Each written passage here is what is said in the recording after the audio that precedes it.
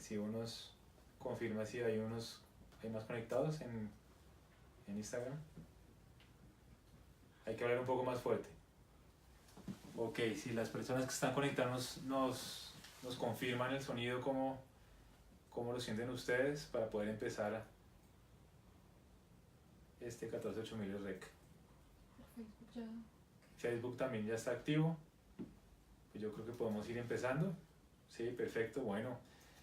Pues amigos, clientes de 148000, les doy la bienvenida a este nuevo capítulo de 148000 Rec. Esta vez un tema que nos apasiona, los orígenes de hecho de 148000, de ahí viene nuestro nombre, 148000, de las montañas. Y en esta ocasión nos acompaña Jonathan Pardo. Bienvenido, Jonathan, mil gracias por estar en este espacio. Muchas gracias, Juan Pablo. Estoy muy contento de estar acá y compartir con ustedes esta noche. Muchas gracias, Jonathan. Jonathan, muchos de ustedes me imagino que lo conocerán. Es un personaje muy activo en el medio del montañismo en Colombia, guía certificado, montañista apasionado, director de una revista, una de las únicas revistas de hecho que tiene Colombia sobre montañismo y escalada, La Piola, y con una hoja de vida extensa en cuanto a capacitaciones sobre montaña, en cuanto a experiencia en el montañismo, tanto localmente como a nivel internacional. Pero más que esa introducción, más que leer la hoja de vida, Jonathan, yo quiero empezar con la pregunta que me parece obligatoria y necesaria en este caso, y es para usted, ¿qué es el montañismo? ¿Qué es la escalada? Y con eso responderemos su hoja de vida en el montañismo. Bueno, para mí desde el principio el montañismo fue un modo de ver la vida, un modo de ver la vida que se convirtió en una pasión. Y pues digamos que de profesión soy ingeniero forestal, pero siempre le he dicho a la gente, yo soy montañista y en mis tiempos libres trabajo como ingeniero forestal. Es decir, para mí el montañismo se convirtió en una de las fuentes principales de motivación y de pasión por mantener algo en mi vida que realmente le diera rumbo y le diera un sentido de lo que yo me estaba proyectando a hacer. Entonces el montañismo para muchas personas ha sido una escuela de vida, y para mí, que empecé desde muy temprano, pues ha sido finalmente la que me ha forjado a mí, la que ha determinado gran parte de mi carácter. Todo eso lo he aprendido gracias al montañismo. Todas esas experiencias en montaña que he tenido, eso es lo que soy en este momento. Claro, se vuelve casi que una forma de cómo aproximarse al mundo entero, no solamente a la naturaleza, sino a todas las expresiones de la vida y del mundo, ¿no? Claro, porque la montaña es tan buena maestra, tan buena enseñando, que todos esos aprendizajes y todas esas enseñanzas que se adquieren en las experiencias de montaña finalmente quedan metidas, quedan arraigadas en el alma, en el corazón y en la personalidad de cada quien, y esa es la manera como se afronta también la vida mundana, la vida del día común, del día a día. Y precisamente hablando de esa visión y del mundo a través del montañismo, hay una pregunta que me parece muy importante. Jonathan es egresado del Colegio Champañán. Para los que no saben, el Colegio Champañán es el realizador de la Semana de la Montaña, en cabeza del padre Andrés Hurtado, que es uno de los únicos escenarios que hay actualmente alrededor del montañismo. Desafortunadamente tenemos muy pocos en Colombia. Este es uno de los únicos y ha sido constante. Quiero rescatar que desde el 2002 que nació nuestra empresa, hemos participado y hemos sido partícipes de la Semana de la Montaña, y lo vemos con agrado, y siempre hemos querido estar ahí precisamente porque son uno de los únicos escenarios donde podemos expandir un poquito nuestros conocimientos sobre montaña, ver grandes personalidades que trae el colegio para esta Semana de la Montaña, de talla internacional. El año pasado estuvo Juanito Orizábal, pero entonces una cosa que me llama mucho la atención es que conocemos muchos exalumnos de este colegio que se dedican hoy en día al montañismo. Han salido del Champañán con una visión enamorada y romántica de las montañas, y eso me parece muy importante para el montañismo desde el punto de vista de un semillero de montañistas. Esto es escaso desde mi punto de vista y me gustaría que Jonathan nos contara un poco acerca de cómo se crea esa relación dentro del colegio y cómo cree que esto pueda perdurar en el tiempo y si se puede, digamos, replicar en otros escenarios educativos o si podríamos tener otro tipo no sé, de organismos o de planteles educativos donde se enseñe un poco a valorar las montañas, a valorar a conocer los valores del montañismo y de la escalada. Claro, pues una de las cosas que yo más le agradezco a la vida es haber ingresado al Colegio Champañat. Pues a mis padres de haber elegido ese colegio, primero que todo, pero pues fue gracias al colegio y a Andrés Hurtado en que yo tuve la aproximación a la montaña desde muy corta edad. Yo a los 12 años ya estaba caminando el monte, yo a los 12 años ya estaba caminando gracias al colegio, acompañado con los guías del colegio y con los amigos del colegio. Desde esa temprana edad ya estaba sabiendo lo que es mojarse por la lluvia en la montaña, ya estaba sabiendo lo que es caerse por un camino empedrado resbaloso, ya estaba sabiendo, conociendo lo que sabe el barro de sabor porque me caía en el barro, me untaba las manos, es decir, esas experiencias que se tienen en la naturaleza, eso desde esa edad tan temprana, pues se va interiorizando mucho, ¿cierto? Y eso ha sido uno de los grandes valores que ha tenido el Colegio Champañat, no solamente conmigo, sino que con todos los estudiantes del colegio colocan la semillita del amor a la naturaleza, pero el amor a la naturaleza desde un punto de vista experiencial, es decir, no un tema académico, no salíamos a la montaña a recibir cátedra de naturaleza, a recibir cátedra de biología, ¿cierto? Salíamos a la montaña únicamente a vivirla, únicamente a conocer, a mirar, a desarrollar nuestros sentidos en contacto con la naturaleza, ¿cierto? Entonces, eso hace que finalmente todas esas experiencias entren a la piel, entren al sabor, entren por la nariz, por los oídos, gracias al sonido de las aves, del viento con las hojas, ¿cierto? Todo eso se va metiendo y todo eso son semillitas y son insumos que la naturaleza va colocando dentro de las personas. No en todas las personas esa semilla florece, ¿cierto? Porque pues son muy diversos los campos de acción, pero la ventaja es que en ese colegio todos conocemos lo que es la montaña, lo que es la naturaleza, ¿cierto? Y al conocerlo, pues nadie ama lo que no conoce. Entonces ya al conocerlo, tenemos la puerta de entrada a ese gran mundo del montañismo.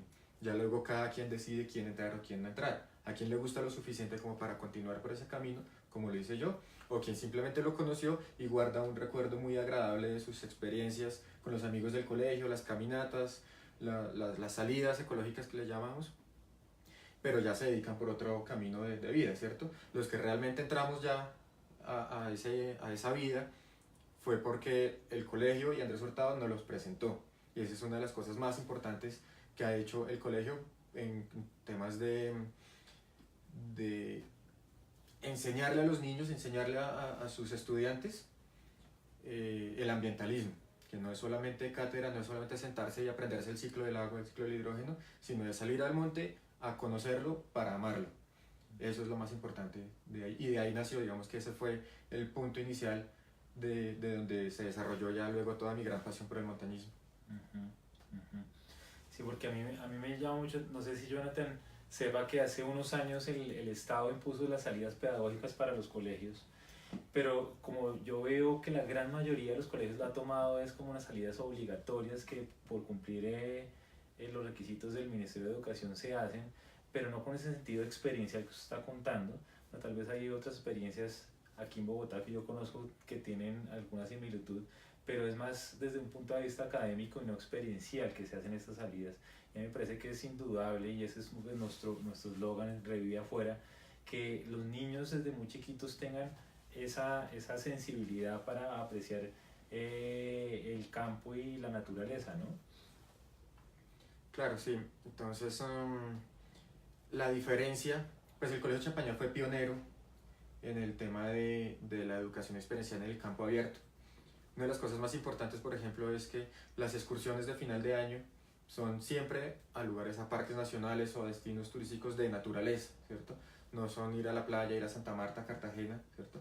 Sino ir a Caño Cristales, ir a Mavecure, ir a Ciudad Piedra del Guaviare, ir a Gorgona, ¿cierto? Siempre se escogen esos destinos porque lo que se busca es que, por un lado, desarrollemos un sentido de pertenencia con la naturaleza, que entendamos cómo es que vive la naturaleza y cómo ella hace que nosotros podamos vivir, ¿cierto? Lo aprendemos, pero como le digo, no desde el punto de vista académico netamente, sino desde el punto de vista experiencial, tocando la naturaleza, sintiéndola, ¿cierto? Muchas veces incluso con dolor, por caídas, por aguantar frío, eso incluso queda más metido y más penetrado que una cátedra y una anotación en cuaderno, ¿cierto? Entonces, pues eso realmente es el valor más importante del colegio, en que fue pionero en ese tema y lo continúa haciendo. Ya lleva muchísimos años con ese proyecto educativo institucional y lo mantiene haciendo con la filosofía inicial de la educación experiencial en campo, solamente para aprender a amar la montaña, más que aprender academia de montaña, sino el amor al lugar, el amor a la naturaleza. Jonathan, y hablemos un poquito sobre La Piola. La Piola es un proyecto muy bonito desde mi punto de vista. Aquí tenemos un ejemplar de La Piola. Y también me sorprende que haya muy pocos librillos o revistas de difusión de lo que es el montañismo en Colombia y la escalada. Este proyecto, ¿cómo nace y cuál es el objetivo principal de este proyecto y cómo se mantiene? Bueno, realmente eso fue una idea bastante romántica de generar una publicación seriada en torno al montañismo colombiano. Nació como reflejo de una pasión que yo he tenido siempre, que ha sido leer temas de montaña, leer libros de montaña. Yo recuerdo que cuando estaba en el colegio a la edad de los 13, 14 años, salía del colegio, hacía mis entrenamientos, subía al cerro, a los cerros orientales de Bogotá trotando todos los días. Yo regresaba al colegio y no me iba para la casa, sino que iba a la biblioteca hasta las 5 o 6 de la tarde a leer libros de montaña. Es decir, mis últimos 3, 4 años de colegio, yo todas las tardes estaba metido en la biblioteca leyendo libros de montaña. Y particularmente me decanté por ese estilo literario. O sea, yo no leía, creo que me perdí mucha literatura general, ¿cierto? Por estar concentrado únicamente en libros de montaña. Me apasionó extremadamente la literatura de montaña. Entonces empecé a leer libros, empecé a leer crónicas, a leer historias, biografías de los grandes montañistas, ¿cierto? Y empecé a adquirir esos conocimientos de todo lo que significa la cultura de montaña, en que el montañismo es un modo de vida, es un deporte también, ¿cierto? Pero que alrededor de eso la cultura de montaña genera, es muchísimo más amplia y más grande, y todo ese mundo me lo abrió los libros. De leer y leer y leer, y después empecé a tener yo mismo esas experiencias, porque yo salía a la montaña, entonces yo leía las experiencias de lo que era hacer un vivaje en la nieve, soportar frío, aguantar una tormenta, tener una caída, ¿cierto? Yo ya las estaba viviendo, las había leído, luego las viví, ¿cierto? Entonces llegó un momento donde empecé a escribir mis experiencias. Inicialmente empecé con un blog, tenía un blog sencillo y escribía ahí, pero pues también soy un poco viajaguardia, dirían algunos, o un poco chapado a la antigua, un poco más romántico del tema literario también, sí. Y el contenido digital no me satisfacía del todo. Entonces yo quería tener algo impreso, a mí me gusta leer impreso, me gusta tener el libro en las manos. Sí. Entonces me aventuré a sacar una publicación seriada, en que la primera edición fue una página de computador, escrita en el computador tamaño oficio, la fotocopié y la regalé a la gente. Y ahí escribía noticias, actualidades, como que cositas curiosas del mundo de la montaña. Pues yo estaba ya muy metido en el medio del montañismo, entonces conocía quiénes fueron a tal lugar, o qué hicieron, o qué experiencia tuvieron. Entonces de pronto escribía un poco de eso, las noticias, qué cosas van a venir, ¿cierto? Y le contaba a la gente de eso, para que la gente tuviese un medio escrito de información y así satisfacer un poco mis ganas de escribir, pero también tener algo escrito o impreso. Y empecé con esa publicación serial. Entonces empecé cada 3 meses a escribir, luego se empezó pues un poco a engrosar el contenido. Al principio fue bastante difícil adquirir todo el contenido editorial que se necesita para una revista así. Entonces puedo decir que durante los primeros 4 o 5 años toda la revista la escribía yo. Yo era el escritor, yo era el fotógrafo, yo me encargaba absolutamente de todo, incluso el diseño y diagramación. Lo único que yo no hacía va a cumplir 10 años. Entonces los primeros 4 o 5 años yo hacía todo en la revista, lo único que no hacía era imprimir porque no tenía la máquina. Pero de resto yo hacía absolutamente todo en la revista. E incluso la pagaba, todavía la continúo pagando en buena parte de mi trabajo, de mi bolsillo, ¿cierto? pero fue un poco difícil empezar a generar esa cultura de montaña entre la gente, porque los montañistas, los escaladores, van, tienen sus experiencias, ¿cierto? Pero en Colombia no existía la cultura de difundir, de contar, ¿cierto? Le cuenta al amigo la experiencia, ¿cierto?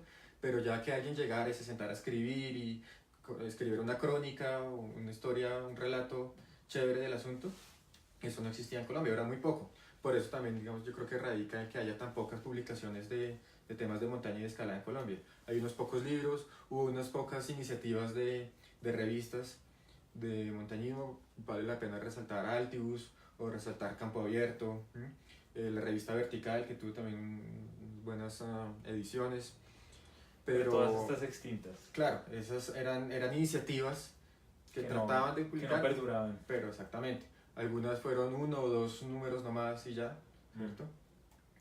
Y yo pues estaba muy apasionado con el tema y no he querido dejar morir la revista, a pesar de todas las dificultades económicas, pero realmente es más una pasión que yo tengo y en este momento pues es también un compromiso que tengo como con el mundo de la montaña en Colombia, en que se necesita algo o alguien que esté haciendo difusión de qué es lo que está pasando en el montañismo colombiano, que el montañismo colombiano no está muerto. Que quede como archivo además para las futuras generaciones. Y ¿cierto? hoy en día pues tiene ese valor grandísimo en que no lo hice inicialmente así, pero la revista se ha convertido en el archivo del montañismo colombiano. Ahí es donde está plasmado año a año qué es lo que ha pasado en el montañismo colombiano. Entonces yo también lo entiendo así, yo como escribo la revista y publico lo que se considera que es importante para que permanezca en la memoria del montañismo colombiano. Y se convirtió en una publicación de colección. No es una revista de leer y votar, sino de leer y guardarla. Entonces eso le da un valor altísimo y me satisface también en gran medida llegar a la casa de amigos montañistas escaladores y ver que tiene la colección de revistas ahí. Entonces, porque saben, bueno, quiero ir a escalar tal lugar o tal montaña, entonces dicen, eso salió publicado en la revista hace 2, 3, 4 años, es una revista antigua, pero van y buscan y miran el relato y saben qué es lo que hay que hacer, la experiencia que vivieron contactar a la ellos. persona que hizo la expedición. Entonces se ha convertido en una revista de colección y eso me satisface bastante, que la mayoría de montañistas y escaladores que la han adquirido la guardan y la consideran como bastante importante dentro de su biblioteca de montaña. Revista de culto casi. Exactamente. Chévere. ¿Y por qué cree usted que son tan escasas estas publicaciones? Digamos que esto ya toca un poco con el título que le pusimos a esta charla, que es el panorama actual del montañismo. Hay muy poco montañismo en Colombia. ¿Cuál es el panorama actual de la montaña y su relación con la piola, digamos, como respuesta a la situación actual del montañismo? Una revista que, como decía Jonathan, tiene que sacar de su propio bolsillo, no hay suficientes pautantes. Digamos que pese a que tenga esa importancia como archivo y como memoria del montañismo, es difícil de que subsista precisamente porque algo está pasando ahí, ¿no? Algo está pasando en la visión de la gente y su relación con la montaña, en el compromiso del Estado mismo por la montaña como deporte, por la montaña como turismo. Hablemos un poco acerca de eso. Vale, pues el montañismo en Colombia, como bien se ha demostrado en la revista, no está muerto. Ha tenido últimamente un revés bastante importante con el tema de las prohibiciones de acceso, con el tema de los conflictos que hay en los escenarios de montaña en el país, pero no está muerto. Lo que pasa es que se está redireccionando, ¿cierto? Entonces lo que yo estoy tratando de hacer con la revista también es como captar esas nuevas direcciones, esas nuevas iniciativas de montañismo que han surgido en el país y hacerles difusión y hacerles relevancia para evidenciar que en Colombia el montañismo, y existen montañistas muy buenos de muy alta calidad que siguen muy activos en el mundo y en el escenario de la montaña, por lo menos en Sudamérica, ¿cierto? Entonces la revista se ha encargado de eso, como de estar pendiente de ese panorama general y tratar de resaltar esas actividades que se han venido haciendo y darles la importancia, porque es que realmente han sido unas que son muy importantes, ¿cierto? Ese es el papel más importante de la revista, no dejar morir eso, que no quede solamente en el archivo fotográfico del escalador que estuvo, sino que ese archivo fotográfico seleccionado esté a expensas a manos de otras personas. Y ya pues entrando en el tema del panorama general del montañismo colombiano, pues entonces ahí puedo decir que hay, desde ese panorama hay 2 tópicos grandes cómo se desarrolla en este momento. En que coyunturalmente, ahorita pues por el boom turístico y por el escenario en el que estamos viviendo en este país, ¿cierto? El turismo de montaña está muy activo. El turismo de montaña, no solamente en el país está activo, sino digamos a nivel mundial, el turismo de montaña es uno de los grandes escenarios que se están desarrollando en torno al montañismo y al turismo, ¿cierto? Pero también existe el montañismo de deporte. He tenido ciertas discusiones con algunas personas donde dicen que el montañista también es un turista, ¿cierto? Y yo difiero en eso. Yo siempre he defendido al montañista como un deportista más que un turista. ¿Cuál es la diferencia? En que sí somos visitantes de la montaña, sí somos visitantes de los parques nacionales donde hay montaña, ¿cierto? Pero nuestra motivación de viaje es muy diferente a la de un turista, Claro. ¿cierto? Nuestra motivación de viaje es más, digamos, crudamente decirlo, deportivo, ¿cierto? Pero nuestra relación con la montaña es muy diferente a la relación de la montaña con la que visita un turista, ¿cierto? Entonces por eso me atrevo a dividir esos dos tópicos grandes, lo que es el deporte de montaña y lo que es el turismo de montaña, ¿cierto? Pero sigamos, perdón, lo interrumpo ahí, Jonathan, si alguien hace montaña en otro país, digamos, si quiere venir a Colombia a visitar una montaña, y lo hace por medio de una agencia, ¿usted considera que él va a venir a hacer el deporte o es un turista? Ahí es donde voy, en que el turista, ¿cierto?, va con una motivación de viaje diferente a la del deportista, pero los deportistas también son visitantes que emplean los servicios turísticos del lugar, ¿cierto? Entonces son visitantes que adquieren y compran los servicios turísticos, ¿cierto? Pero no son turistas que consumen esos servicios turísticos, ¿cierto? Entonces es entendible en muchos escenarios que un montañista de otro país llegue a Colombia y adquiera sus servicios turísticos porque pues está en un lugar que no le corresponde, o sea, que no conoce, no está familiarizado. Entonces por minimizar riesgos y por facilitar su viaje, su dinámica de viaje, pues adquiere sus servicios a través de una agencia, ¿cierto? Pero existen muchísimos montañistas que llegan al país y quieren hacer montañismo independiente, o sea, no quieren irse por el lado del turismo de montaña, adquirir una agencia de turismo, sino tener su propia experiencia de montaña, ¿cierto? Correcto. Así como nosotros muchas veces viajamos y contratamos los servicios de una agencia de montaña, y otros viajamos y llegamos a la montaña y tratamos de hacer las cosas totalmente autónomos y autosuficientes, que esa es una de las grandes diferencias entre lo que es el deporte de montaña y el turismo de montaña.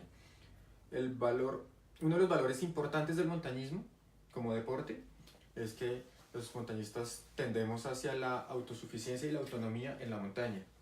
Por eso es que en los lugares, en los destinos turísticos, dicen que es que los montañistas y los escaladores no dejan dinero. Entonces dicen, no, ellos no los queremos porque ellos no dejan dinero.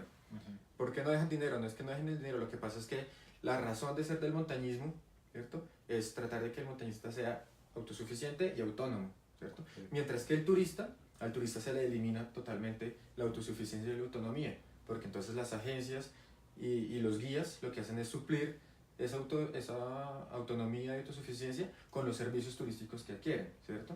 Entonces esa es digamos, una de las grandes diferencias en que, entre uno y otro. Exactamente, y por qué en este país, en los destinos turísticos de este país, se prefiere al turismo de montaña que al deporte de montaña, porque económicamente es más rentable el turista que el deportista, ¿cierto? Pero el motivo de viaje de cada uno de los dos es diferente, a pesar de que vayan por el mismo camino, de que se suban en el mismo bus, que contraten los mismos servicios de porteadores o vayan al mismo restaurante, ¿cierto?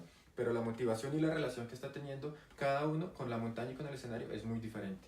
Pero eso no se da cuenta, o sea, eso no es tangible, eso solamente pasa en el corazón de cada uno, ¿cierto? En lo que está sintiendo el turista y lo que está sintiendo el montañista.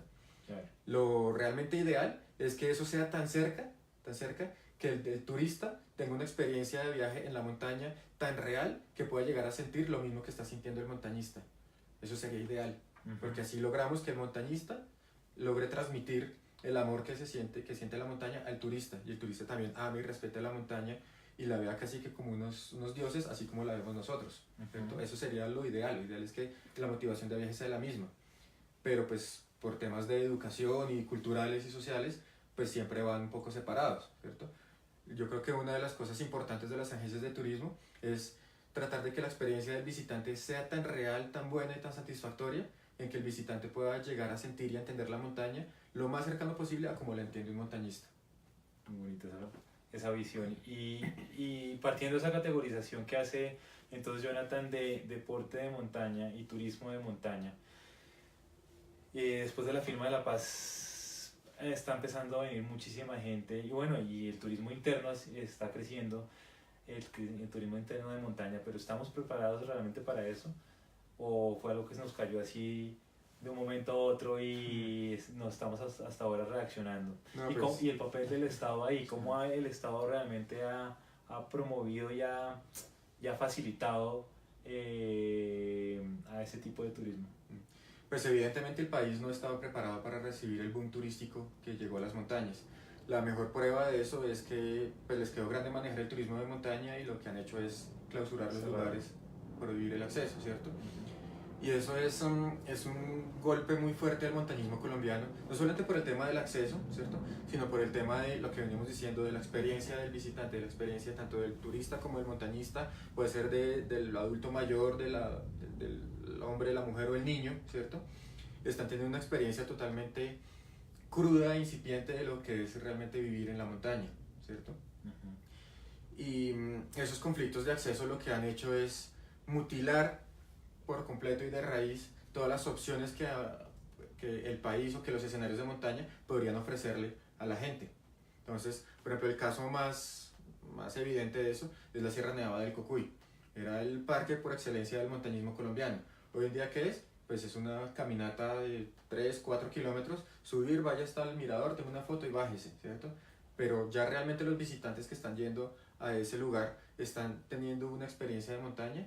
Definitivamente no, ¿cierto? Entonces se les acabó por completo a la opción que han tenido o que tuvieron los montañistas antiguos y digamos hasta de mi edad que disfrutamos bastante el Cocuy, esa opción, esa oportunidad que tuvimos de explorar la sierra, de explorarnos a nosotros mismos, explorar nuestros límites conviviendo con la montaña, el Estado y las prohibiciones y digamos esa debilidad que tuvieron los destinos turísticos para manejar todo el boom turístico que les llegó, eso ha repercutido en que el sentido de exploración, el sentido de compromiso con el lugar, ¿cierto?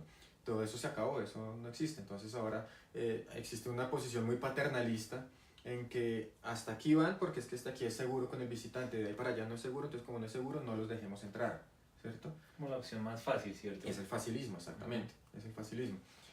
También es entendible en que ese boom turístico y esa presión que llegó de un momento a otro, pues no era un turismo deseable, y los visitantes que llegaban al lugar pues no tenían la conducta que era, ¿cierto? Entonces al no tener la conducta, pues entonces pues era muy difícil el manejo que había que tener con esos lugares para poder manejar toda esa gran cantidad de personas y toda esa presión, además teniendo una mala conducta. Hubiera sido muy diferente en que el boom turístico llegase con educación. Entonces ahí las cosas hubieran sido hubieran tenido otro rumbo, ¿cierto? Sí. Pero infortunadamente en Colombia, porque no teníamos experiencia con el tema de la relación con la naturaleza, ¿cierto? Simplemente fue un momento que se nos abrió la oportunidad, entonces pues vamos a la naturaleza. Pero no teníamos tradición de convivir con la naturaleza, porque llevamos unos años en guerra, entonces eran las ciudades nomás, y poco tenían acceso, o teníamos acceso a vivir en la naturaleza, que vuelvo y resalto aquí una de las cosas importantes del Colegio Champañar, que era eso, darle la oportunidad a los niños de vivir con la naturaleza, ¿cierto? No solamente estar encerrados en la ciudad, sino vivir con la naturaleza. Eso hace que educativamente tengamos una conciencia diferente con la naturaleza. Entonces, cuando llegó el boom turístico, la mayoría de la gente en Colombia no tenía la educación y la conciencia para poder saber entrar a esos lugares y comportarse de una manera adecuada. Entonces, ahí el Estado pues no tenía ni los recursos ni las capacidades para poder controlar todo eso, y la manera más fácil de hacerlo pues es simplemente la prohibición. Entonces, digamos que sí, desde el punto de vista institucional es entendible, pero eso marginó totalmente no solamente el montañismo, sino lo que les estábamos diciendo de la relación de los colombianos que pudieran llegar a tener con la naturaleza. Eso es lo que pasó con el tema del acceso y el manejo del Estado que ha generado en los parques nacionales de montaña.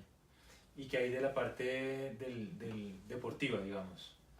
Eso ¿cuál es la situación actual y el panorama actual del turismo deportivo? Pues ahí afortunadamente existimos un grupo de montañistas que nos hemos dado la tarea de hacer políticamente, hacer gestión para que el Estado, para que los entes encargados de la política pública que están en la toma de decisiones de esos accesos, ¿cierto? Puedan llegar a entender un poco el concepto de lo que es el montañismo, ¿sí? Y entender esa diferencia de lo que es el turismo de montaña con el deporte de montaña. Y hemos hecho una gestión política bastante fuerte y ha sido como un compromiso de los montañistas para tratar de convencer a la política pública en que sí es posible un acceso responsable a las montañas, un acceso organizado. Entonces aquí debo nombrar a una iniciativa grande que es el proyecto de la reactivación de la Federación Colombiana de Deportes de Montaña y de Escalada, porque mal que bien, esa representación institucional es la que podría darle voz al montañismo colombiano. En este momento somos actores mudos, entonces los entes saben que existen los montañistas, pero somos mudos, nosotros no tenemos una representación institucional que pueda velar por los intereses del montañismo. Infortunadamente en Colombia, pues desde hace unos años, bastantes años ya, la federación cayó como en una etapa de stand-by. No hubo más trabajo con la federación porque aquí no se veía los beneficios de una federación con respecto al montañismo independiente. Entonces, la mayoría de montañistas, los escenarios o los proyectos de montaña los hacíamos de manera independiente. Mi amigo y yo hacíamos una acordada e independientemente íbamos y escalábamos, ¿cierto? Sí. Pero no teníamos proyectos de clubes y mucho menos proyectos federados. Entonces eso estaba como que se hizo mucho en los años 80, pronto en los años 90, ¿cierto? Pero de un momento a otro pues, se dejó de un lado el montañismo, el deporte asociado y todos éramos montañistas independientes. Pero ¿qué pasó? Que los montañistas independientes son actores mudos. Y en este momento lo que necesitamos es que esos montañistas puedan llegar a tener voz. Y esa voz, ¿quién la tiene? La tiene la federación solamente en una relación política de igual a igual con los entes de la política pública en Colombia.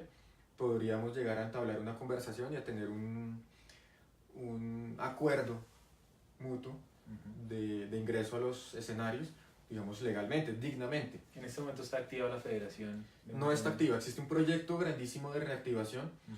¿Que lo está gestando quién? Sí, lo estamos gestando un grupo, sí, varios montañistas, varios montañistas de diferentes partes del país. Hay gente en Medellín, hay gente en Cali, hay gente en Ibagué. Es una ola que está creciendo, pero es una ola que cae en la burocracia. Y pues como toda la burocracia en este país siempre encuentra obstáculos más que facilidades para salir adelante. Entonces la conformación de clubes, la conformación de ligas, la reactivación de la federación siempre encuentra los obstáculos de la burocracia y eso es con lo que tenemos que lidiar con eso para sacar adelante. Necesitamos que existan 3 clubes para conformar una liga y que hayan ligas para conformar una federación, ¿cierto? Entonces en este momento estamos trabajando con las bases. ¿Quiénes son las bases? Los montañistas independientes que quisieran darle esa representatividad institucional al montañismo y pasan del montañismo independiente al montañismo asociado. Se conforman clubes y luego esos clubes se unen y conforman ligas. Y luego cuando estén las ligas se unen y reactivan la federación. Pero entonces estamos en un trabajo fuerte de las bases. ¿Por qué tan fuerte? Porque lo que estamos planeando es una federación estable y pensada a largo plazo. No solamente que se arme ahorita ya para poder tener un acuerdo y tener algo que mostrar, pero que dentro de 2 o 3 años se caiga atrás de la federación y volvamos a quedar en las mismas, sino que las bases y esos clubes estén realmente constituidos, sean con montañistas que estén trabajando y comprometidos, que las bases sean lo suficientemente fuertes para que desde ahí construimos las ligas y construimos la federación, y la federación no se caiga por ausencia de los clubes, sino que los clubes sigan trabajando y ese trabajo se va generando una bola de nieve que va creciendo y la federación pueda llegar a ser fuerte, lo suficientemente fuerte como en otros países, para poder tener voz e incluso poder de decisión sobre los planes de manejo, sobre la política pública que hay de los lugares de escalada y de montaña en el país. No solamente de montañas de nieve en parques nacionales como el Cocuy, la Sierra Nevada Santa Marta, el Parque Los Nevados, el Huila, ¿cierto? Las montañas que tenemos con nieve, sino los parques de escalada en roca como Suezca, como las Rocas de Labra, aquí en Cundinamarca, o los que están en Juntas y Payandé en el Tolima, o los de Cali, Pasto, es decir, todos esos son lugares que de una u otra manera necesitan un manejo para poder desarrollarse ordenadamente, ¿cierto? Claro. Y esa federación lo que busca es eso, poder llegar a ese nivel de organización en que bien sean las montañas grandes o estos parques pequeños puedan tener una organización bien estable. Excelente, entonces absolutamente necesario. Y la contraparte o la otra parte, la asociación de guías, ¿en qué va? Bueno, la Asociación de Guías, que es la Asociación Colombiana de Guías de Montaña y Escalada, es la otra entidad, digamos la segunda entidad o la otra paralela que está trabajando fuertemente por la organización, el reconocimiento y la dignificación del montañismo colombiano. La federación desde el punto de vista deportivo y la asociación de guías desde el punto de vista laboral, o sea, de guías, de turismo de montaña, ¿cierto? Turístico, sí. Porque la asociación lo que está trabajando es en generar unos protocolos de guianza, ¿m? Para que la experiencia de los visitantes sea lo más cercana a una experiencia real de montaña, pero garantizando 100% las condiciones de seguridad. Entonces, la Asociación Colombiana de Guías de Montaña y de Escalada está trabajando fuertemente, basada en los estándares internacionales de la UIAGM, trayéndolos a Colombia y inicialmente criollizándolos, porque necesitábamos una escuela, una base, ¿cierto? Pero esa criollización cada vez ha ido evolucionando cada vez más para alcanzar los estándares internacionales. Llevamos 6 años trabajando con la Asociación Colombiana de Guías de Montaña y los estándares todavía no son con los mismos de los internacionales, pero ya en este punto están altos, sí, están altos. Entonces, alguien que quiera certificarse como guía de montaña y de escalada en el país, realmente en este momento tiene que esforzarse.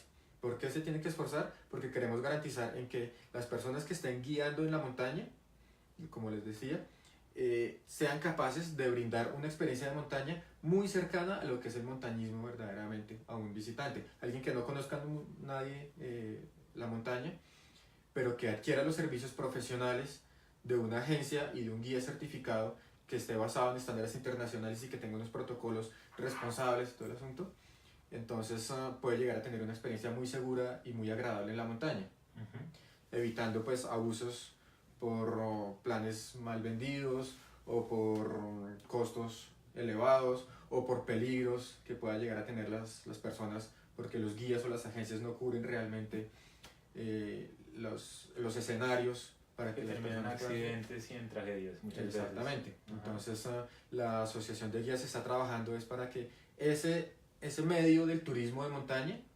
realmente sea muy fuerte en Colombia porque tenemos un potencial gigante, tenemos un potencial muy grande para que Colombia sea reconocido como un escenario importante en Latinoamérica del turismo de montaña, así como lo es Ecuador o Perú. Ok, ¿y los operadores se certifican actualmente con la Asociación de Guías? No, los que se certifican son los guías. Son los guías como sí. tal. La asociación certifica personas, certifica guías, no certifica operadores, no empresas. A lo que voy es, si nuestros amigos de 14000 les quieren planear un viaje, no sé, una travesía en el Valle del Cocora juntas o en alguna montaña de Colombia y quieren hacerlo con un operador porque no tienen los conocimientos para ir de forma independiente, ¿cómo deberían buscar ese operador que sea idóneo para que garantizar esa experiencia real de montaña que relata Jonathan? Bueno, para alguien que no conozca el mundo de la montaña, puede llegar a ser muy difícil al principio reconocer entre una agencia u otra, ¿cierto? Porque aparentemente todo se vende perfecto, ¿cierto? Pero no se puede pedir algún tipo de certificación de Sí, los guías. por ejemplo, ya una persona que sepa y dice, ya sé que en Colombia existe la Asociación Colombiana de Guías de Montaña que certifica guías y que en teoría esos guías tienen todas las capacidades para poder llevar a una persona a la cumbre y devolverla a la base de la manera más segura posible. Entonces, alguien que sepa que ese escenario de turismo de montaña ya existe en Colombia, podría empezar a orientar sus búsquedas hacia las agencias que cuentan con ese tipo de guías. Entonces, pero por eso digo, inicialmente alguien que no conozca nada de montaña, pues es difícil reconocer entre una u otra, ¿cierto? Sí. En Colombia, pues casi que el único escenario realmente donde se está viviendo el turismo de montaña es el Parque de los Nevados. Todo el tema de Juntas y Cocora, el Nevado del Tolima, el Nevado de Santa Isabel, ¿cierto? Esta zona es la única que está brindando un escenario realmente al turismo de montaña en Colombia. Bueno, y al montañismo deportivo también, porque lo demás está cerrado. No hay ninguna otra zona en este momento, Jonathan.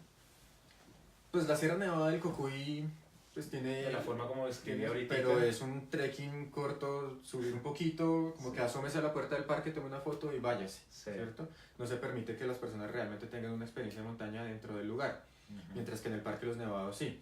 Y aquí pues debo resaltar también la labor o la gestión y la buena voluntad que ha tenido el parque, ya institucionalmente hablándolo, ¿cierto? El Parque Nacional Natural Los Nevados ha sido bastante colaborador con el tema del montañismo colombiano, porque lo ven de buenos ojos, lo ven con buena manera, siempre y cuando sea regulado, sea organizado, sea con unos estándares bastante altos, ¿cierto? Ujú.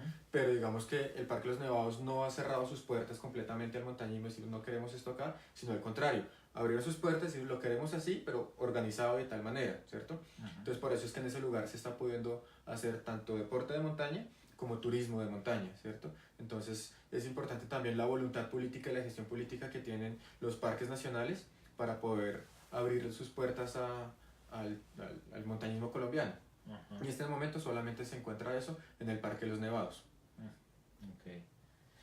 Jonathan, un tema que hablábamos antes de empezar esta charla y que me parecería muy chévere tocarlo aquí con los espectadores es el tema de la aproximación actual al montañismo de las personas. Es decir, antes había una idea mucho más romántica hacia el montañismo, de digamos que fundirse con la naturaleza de alguna manera y vivir con ella y de una manera muy romántica. Hoy se quiere al contrario como la inmediatez, ir a un sitio y superficialmente tocarlo y tal vez volver con una selfie diciendo yo fui allá.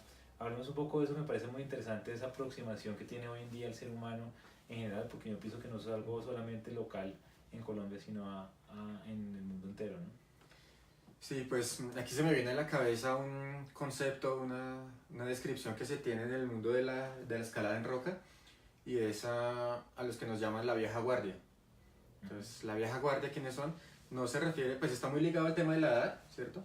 Pero no es el tema de la edad, sino realmente a la manera de relacionarse con la montaña, con la roca, con la naturaleza, ¿cierto? Es muy diferente como lo hacíamos hace unos años a como se está desarrollando en este momento, ¿cierto? Como lo hacíamos hace unos años, era mucho más romántico el asunto. Romántico en el sentido de vivir la montaña, tratar de vivir las experiencias piel a piel, es decir, entrar lo que más se pueda en la montaña y hacer bivacs, o sea, permanecer noches enteras dentro de la montaña, no solamente ir, escalar y salirnos y ya volver a las comodidades de la casa, el bar, tomar cerveza, los amigos, sino entrar a la montaña y permanecer allá adentro. Buscábamos permanecer en la montaña, estar dentro de la montaña, ¿cierto?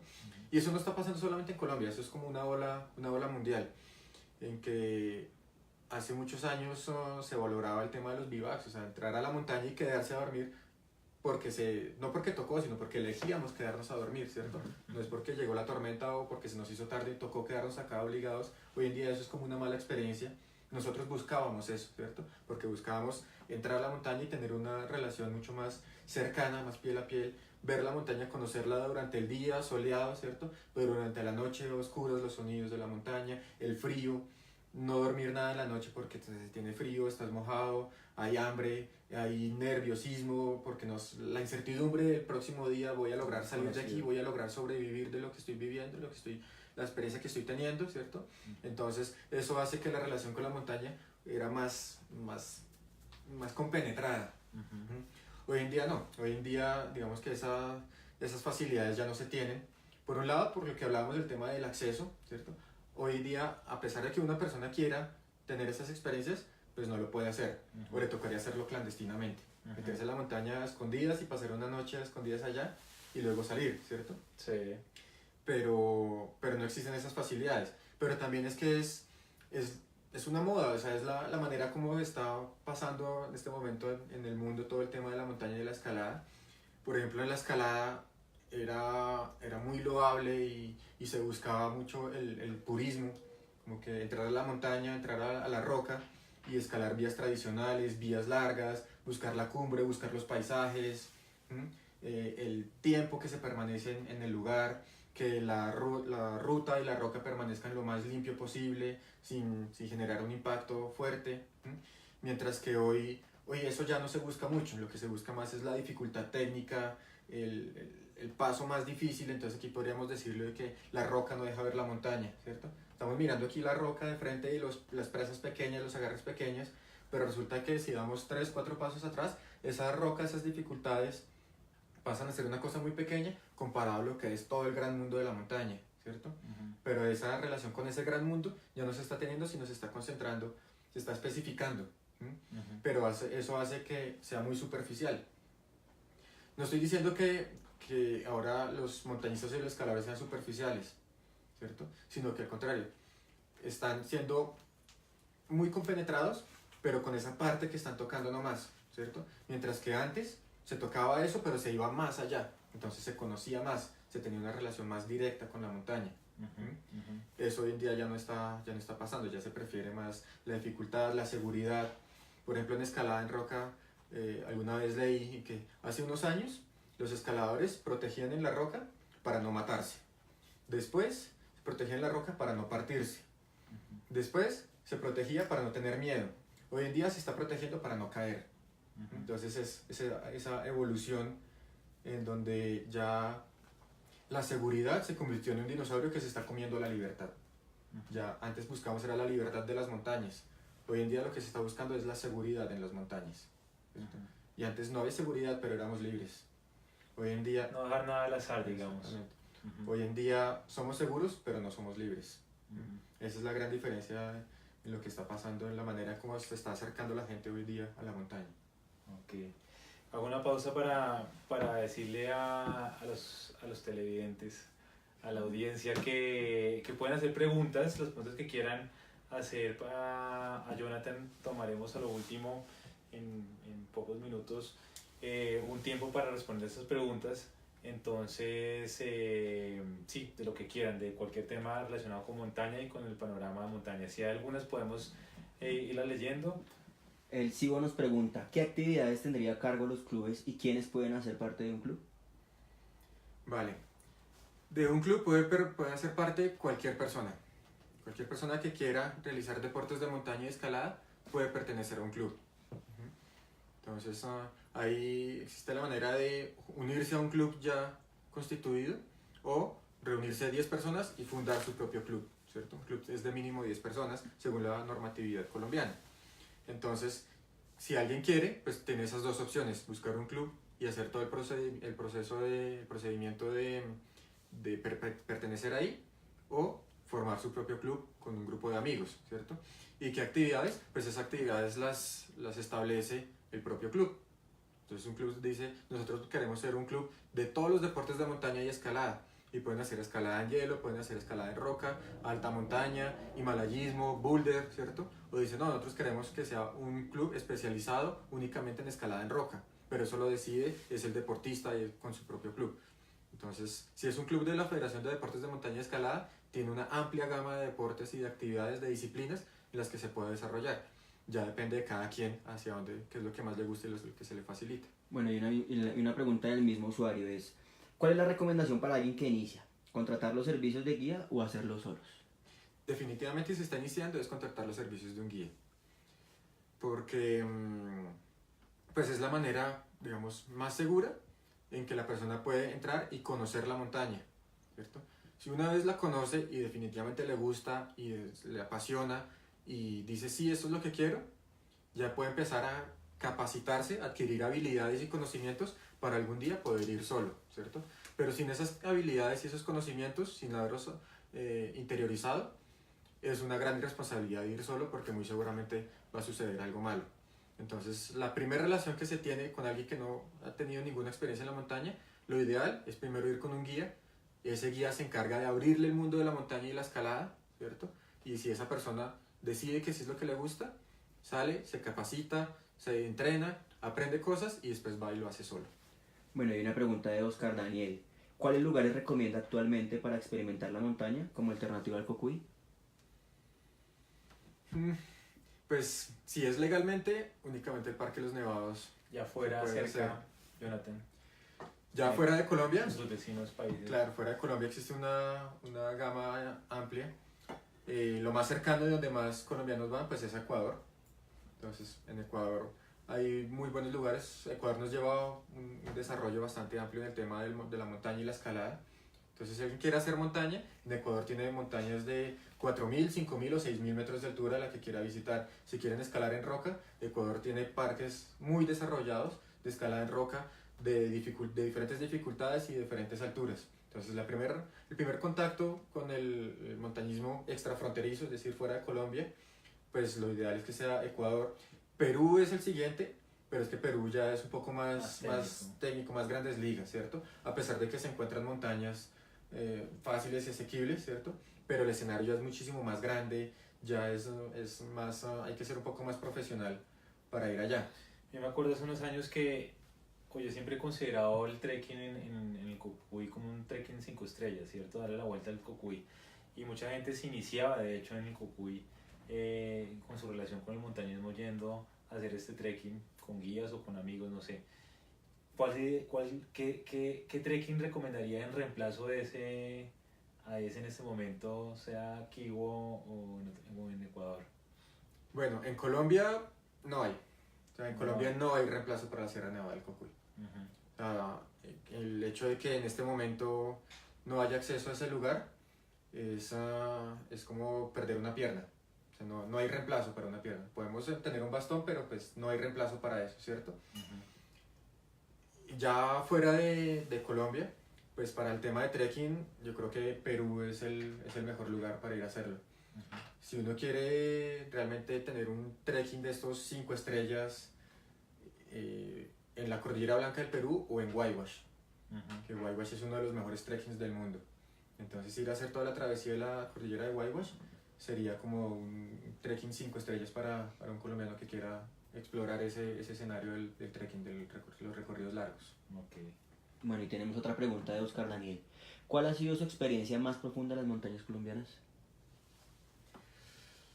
Definitivamente los ascensos en solitario en la Sierra Nevada del Cocuy, porque es que estar en ese lugar, pero además lo que les decía, que tener una experiencia muy compenetrada con la montaña, cuando iba y hacía escaladas de las grandes montañas en solitario, pues eso es tener una compenetración muy profunda con el lugar, con la escalada y con lo que se está viviendo ahí, ¿cierto? Es una enseñanza para uno mismo. La montaña es completamente la escuela y uno está solo. Yo permanecía 5, 6, 7 días solo escalando una pared en el Cocuy, escalando una montaña. Iba y hacía 2, 3 días de aproximación, luego subía, hacía un bivac, escalaba el glaciar, escalaba la roca, llegaba a la cumbre, y todo eso lo hacía completamente solo, ¿cierto? Esas experiencias, esos recuerdos que se tienen, eso es el momento más profundo que se ha tenido en la Sierra Nevada del Cocuy. Pero pues, también debo decirlo que fue un compromiso muy alto, porque pues no hay posibilidades de error. Cuando uno va solo a escalar una montaña sin cuerda, sin compañero, sin posibilidades de comunicación, sin un radioteléfono, es decir, allá cualquier cosa que pase era inmediatamente un desenlace fatal. Claro. Entonces, cuanto más compromiso hay, pues más profunda es la experiencia, pero hay que asumir ese compromiso. Bueno, y una pregunta personal. ¿Cuál ha sido el paisaje más indescriptible que has podido ver ¿En Colombia? en el mundo? En el mundo, definitivamente el mejor paisaje que hay es la Patagonia. Ir a la Patagonia y conocer esas montañas, esas agujas de allá, es indescriptible. Yo estaba en el Himalaya y sí, son las grandes montañas y es un escenario absurdamente grande, impresionante, y uno se siente allá, ¿cierto? Pero después de conocer la Patagonia, que son montañas de 3.000 metros, pero cuando uno está metido allá dice, esto realmente es la verdadera naturaleza salvaje. Y ese es un paisaje que, sin necesidad de ir a escalar, pues yo iba en plan de escalada, escalamos la Torre Norte del Paine en Chile, y escalamos en Chaltén la aguja de la S, hicimos otros intentos en el Cerro Torre, y estar en esos lugares y ver esos amaneceres de la Patagonia, y esas agujas y esos glaciares infinitos, esos paisajes son inolvidables. Y en Colombia, pues definitivamente yo soy un amante empedernido de la Sierra Nevada del Cocuy. Ahí sí no hay nada que hacer. Y para mí no existe ningún otro lugar en el país que iguale lo que es la Sierra Nevada del Cocuy. Ok. Bueno, ya cerrando entonces este capítulo de 14.8000 Rex, ¿cierto? Sí. Ok. Entonces, ahorita Jonathan hablaba acerca de metidas, de sus ingresos en solitario al Cocuy. ¿Vio la película de Free Solo? Sí, la vi. ¿Qué tal le pareció? Personalmente no me gustó mucho. Ujú. Pues no es que sea mala, pero pues estaba viendo el documental y con un amigo y pues nos pusimos a hablar y finalmente le perdimos el hilo y hablamos de otras cosas, ¿cierto? Pues eso definitivamente muestra que el documental no nos capturó, ¿cierto? No porque sea una gesta poco loable, sino porque pues es demasiado drama que enrolla ahí alrededor de la escalada. Nosotros queríamos ver el momento de la escalada, ¿cierto? Y todo el drama que hizo adelante, no. Hay otros documentales y otras películas de montaña que han gustado más ¿Y qué tanto para bien, nosotros como montañistas. qué tanto bien le hacen estas superproducciones? Porque pues finalmente una cosa que sí hay que rescatar o que hay que subrayar es que pues el documental ha sido supremamente reconocido a nivel mundial, ganó el Oscar al mejor documental. ¿Qué tanto bien le hace desde su punto de vista estas superproducciones, porque es indudablemente una superproducción, al montañismo a nivel mundial? Pues eso es un tema de bastante responsabilidad la que tenemos los medios. Yo, por ejemplo, desde el tema de la revista, otros desde el tema del cine, en cómo se difunde el montañismo y la escalada en el país, ¿cierto? Cuando se difunden ese tipo de actividades hay que saberlo hacer y mostrarlo en que se necesita un alto entrenamiento y un alto grado de compromiso para poder desarrollar esas actividades, que no cualquiera lo puede hacer. Si yo en la revista o alguien en un documental muestra esa actividad como un gran logro, ¿cierto? Pero sin mostrar todo el trasfondo de realmente el compromiso que debe tener alguien y se muestra muy banalmente, pues eso va a generar que muchas personas intentan hacerlo y pues obviamente se va a desatar fatalidades, ¿cierto? Entonces el papel de los medios frente a cómo se difunde el montañismo y la escalada es muy importante para que se difunda una buena imagen de lo que es el montañismo y la escalada, no solamente por ganar seguidores y adeptos, ¿cierto? Que le generamos un daño a esos mismos seguidores adeptos que quieren ser como esa persona, ¿cierto? Es lo que en muchos lados, por ejemplo, se conoce como el efecto Kilian Jornet. Entonces, que unos lo defienden, otros no, pero el hecho de que Kilian en un par de zapatillas y pantalonetas suba corriendo una cumbre y baje, ¿cierto? Eso es un gran logro que lo hace él, ¿cierto? Pero los medios muchas veces no entienden que eso lo hace él porque tiene un entrenamiento, unas habilidades, unos conocimientos, ¿cierto? Y lo muestran como una gesta fácil y rápida, entonces mucha gente va y compra unas zapatillas, las mismas que tiene él, y tratan de subir y pues se mueren, ¿cierto? No eran las zapatillas. Entonces, exactamente. Entiendo que eran las zapatillas. Entonces, el papel de los medios es muy importante en transmitir la verdadera esencia de lo que es el montañismo y la escalada. Yo realmente estoy de acuerdo con Jonathan. Yo tenía muchas expectativas de ver ese documental, pero después de verlo me desinflé un poquito. Me pareció que fue más la publicidad y la propaganda que se le hizo al documental en sí. Indudablemente es una gran producción y Alex fue un gran escalador, pero bueno, se debe tener cuidado también con este tipo de temas de este tipo de hazañas que hacen los deportistas de alto rendimiento.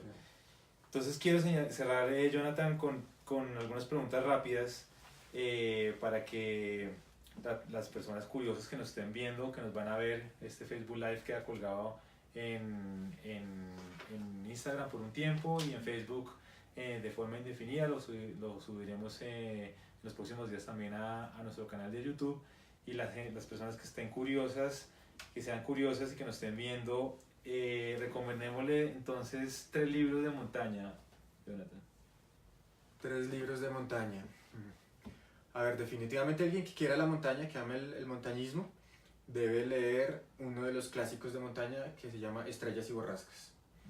Estrellas y Borrascas es escrito por Gastón Rebuffat y es la historia de la juventud de la montaña y de un joven que se hizo guía para transmitir el amor a la montaña a otras personas y escaló las paredes más difíciles de los Alpes en calidad de guía, pero transmitiendo ese sentimiento de montaña.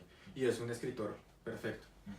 Otro libro de montaña que a mí me fascina, para mí es el mejor de todos. Y bueno, realmente es una trilogía. Es una trilogía, son 3 libros de Roger Fison-Roche que se llama El primero de la cuerda, es la primera parte. El segundo libro se llama Grieta en el glaciar y la tercera parte se llama El retorno a la montaña. Y es una novela, es ficción, es decir, no es basado en historias reales, es alguien que imaginó todo esto, pero es una novela fantástica y enamoradora de lo que es el origen del alpinismo, pero no solamente el alpinismo, sino la vida particular, la vida del día a día de los grandes alpinistas y los grandes montañistas que hubo en los Alpes al inicio, o sea, en la edad dorada del alpinismo. Entonces describe perfectamente lo que eran los Alpes, el escenario, Chamonix, la cultura que tenían ellos y el valor que le daban a la montaña y a trabajar en las temporadas de la montaña llevando gente. Entonces esa trilogía es muy enamoradora y está muy bien escrita. Y un tercer libro, ya digamos que en tema de escalada, vamos a hablarlo de escalada, únicamente de escalada en roca, y es el libro de la biografía de Wolfgang Gulich. Alguien que le guste la escalada en roca y que le guste la dificultad, lee ese libro y tan solo con leerlo sube 2 grados de escalada. La motivación que imprime leer ese libro, inmediatamente uno quiere salir, escalar y comerse todas las paredes. Okay. Entonces vale la pena leerlo. Perfecto. 3 películas de montaña. O una. 3 películas, a ver. Existe una muy buena, chévere, que se llama Grito de Piedra. Ajá. Grito de Piedra, el guión es de Reinhold Messner. Ajá. Y es la historia de 2 perfiles de montañistas. El montañista, como les decía, el montañista vieja guardia, que entra a la montaña de una manera y se desarrolla en el Cerro Torre. El Cerro Torre, la montaña imposible, es una montaña que era catalogada como la montaña imposible de escalar. Y era la competencia entre el montañista mayor, el que tiene una concepción diferente de la montaña, con el montañista joven que acaba de ganar un campeonato mundial de escalada y se cree invencible porque puede subir paredes de dificultad extrema. Okay. Entonces toda la película se desenvuelve en una trama para que los dos hagan una competencia y a ver quién logra primero la cumbre. Okay. Cada uno desde su punto de vista de cómo acceder a la montaña. Pero es ficción. Es ficción, sí, es un guión inventado, pero eso sucede en la vida real. Okay. O sea, ese es un ejemplo de qué es lo que pasa en cualquier montaña. Okay. Y es una película muy buena. ¿Y alguna otra película documental? Ese, por ejemplo, de Grito de Piedra se encuentra en YouTube. Entonces ese se puede buscar y se puede ver, sí. Otro, Tocando el Vacío, que definitivamente es un clásico. Y ese está basado en el libro de Joe Simpson, que se llama también Tocando el Vacío. Y es la historia real, la historia de supervivencia de Joe Simpson, del accidente que tuvo en el Ciula Grande. Cuando tuvo un accidente, se rompió una pierna, la cordada del compañero, Simon Yates, trató de recuperarlo, bajarlo, estaban todos eso, les cayó la tormenta, y tuvieron otra caída y llegó un punto de desesperación tal en la montaña en que Joe Simpson, con su pierna fracturada y su, digamos, ya el desgaste de la montaña, quedó colgando en la cuerda. El amigo arriba ya no lo pudo sostener más y tuvo que tomar la decisión de cortar la cuerda y lo dejó caer. Pero él sobrevivió, cayó en una grieta, luego le tocó atravesar, salir solo con la pierna rota cuando ya todos lo daban por muerto. Entonces es un documental bastante interesante de supervivencia en alta montaña. Okay. ¿Ese se encuentra Ese, no estoy seguro, pero sí, ese también se encuentra en YouTube, yo creo, sí. Okay. Y el otro es la historia de Tony Kurz en la pared norte del Eiger, desarrollado como despuesito de la Segunda Guerra Mundial, y la competencia y la gran carrera que hubo por ser los primeros escaladores en la cara norte del Eiger, que es el Ogro, y una pared que muchos intentaron y muchos muertos tuvo. Entonces la historia de Tony Kurz, cuando pues todo lo que implicaba escalar esa montaña en esa época con esos equipos, que finalmente muere, y tiene algún poco de ficción porque yo leí la historia real en el libro, libro de Heckmeyer y el libro de Hintertoiser, y ahí le meten un poco de ficción con el tema de la mujer, la novia, todo el asunto de eso realmente pues fue diferente, pero la historia de la escalada es bastante fiel. Y es interesante conocer cómo era el montañismo y la escalada en esas épocas, o sea, cuáles eran los orígenes del montañismo y la escalada y por qué lo hacían estas personas, por qué estaban dispuestas a dar la vida por subir una pared. Ok. 3 montañistas que lo inspiran, Jonathan. Ojalá haya uno colombiano. Sí, pues hablando de montañista colombiano, aunque pues él practicó montaña, fue profesor de la Escuela Española de Alta Montaña, Andrés Hurtado, pero más como montañista es como naturalista. Y él me inspira a amar la montaña simplemente por el hecho de estar en la naturaleza, ¿cierto? Entonces fue un maestro indiscutible en mi formación como montañista, como escalador y como naturalista, como la manera como yo me relaciono con la naturaleza. Entonces, más que me inspire o de catalogarlo como alguien importante por el nivel técnico, el nivel de dificultad, las grandes gestas deportivas que llegó a hacer, es por la manera en cómo transmite el amor a la montaña a las demás personas y cómo lo sembró en mí. Esa es la esencia. Exactamente. Internacionalmente, por un lado, pues a mí el montañismo polaco, la edad dorada del himalayismo polaco realmente me impactó mucho y me forjó mucho, y la historia de Kukuczka pues es única.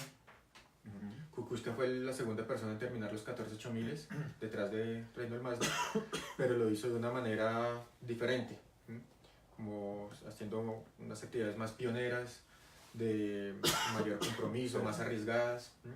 Entonces leer la biografía de los 14.8000 de Kukuczka es muy agradable. Y él está como a la par con Hermann Bull.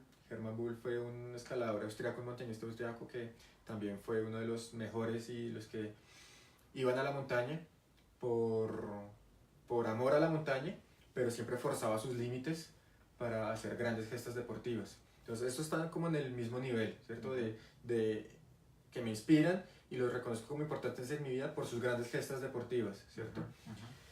Y el otro, leer los libros de John Muir es apasionante porque es el naturalista por excelencia. Entonces leer la descripción de John Muir de sus viajes por Alaska y las exploraciones que hizo en las montañas de Alaska enamora a cualquiera de la montaña y de la naturaleza. Entonces esos tres personajes me parecen importantes conocerlos. Ok, gracias Jonathan. Y finalmente las 3 cumbres soñadas para Jonathan. 3 cumbres soñadas.